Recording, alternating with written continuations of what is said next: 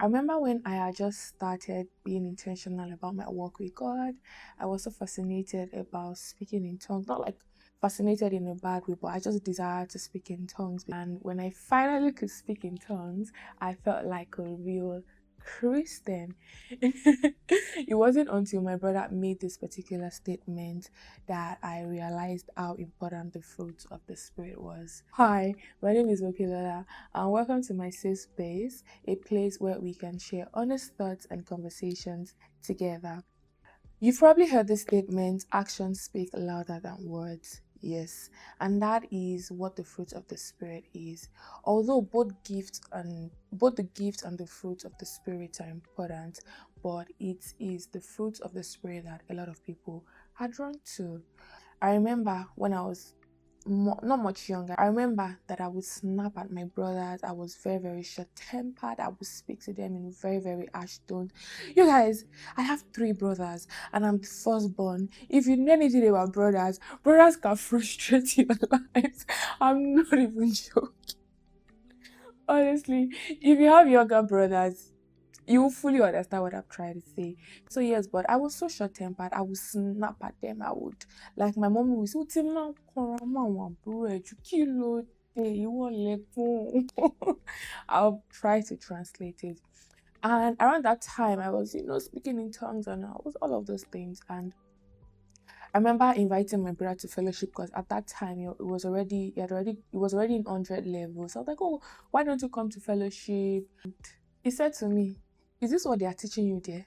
Look at the way you talk to your brothers. You behave as if we are not your brothers. I won't be there."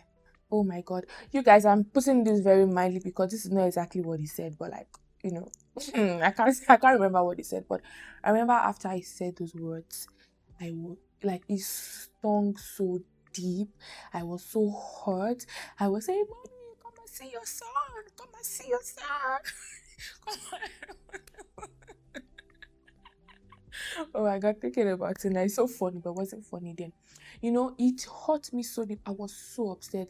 But guess what? It was the truth. Even though I could speak in tongues, I could do this and do that. I did not have the fruit of the Spirit in me, or at least it wasn't evident in my life, especially with the way that I was treating my brothers. The Apostle Paul says something that if you can speak in various of tongues, if you have no love, it's nothing, it's useless. Because one of the things about the fruit of the Spirit, that fruit of the Spirit is the character of God. It says that there's love, it's patient, it has self-control. These are all the characters of God. And if you say that you are in God and you don't have any of these things truly, then you need to reflect and say, am I truly in God? Do you understand? Am I truly walking in the Spirit? The fruit of the Spirit shows up in how you love people, how you treat people, how you respond when you are hurt, so how you treat people. Are you kind to people? Do you talk down on people? Do you take advantage of people? How do you handle how well do you handle pressure? When you are under pressure, do you disrespect people? Do you say things you're not supposed to do? The Bible talks about the fruit of the Spirit as the evidence of growth.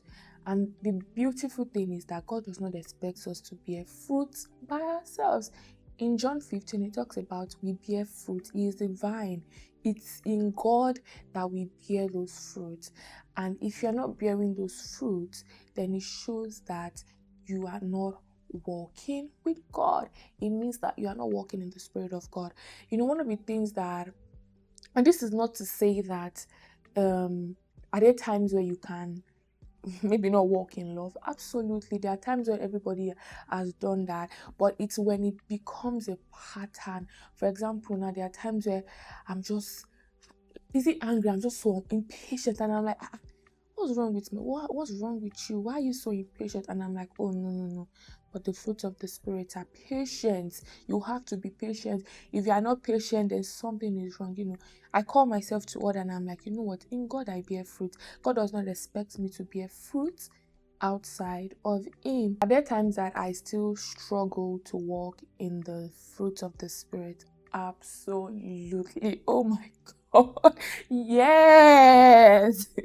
But guess what? I'm still learning and choosing to walk in the fruits of the Spirit at all times.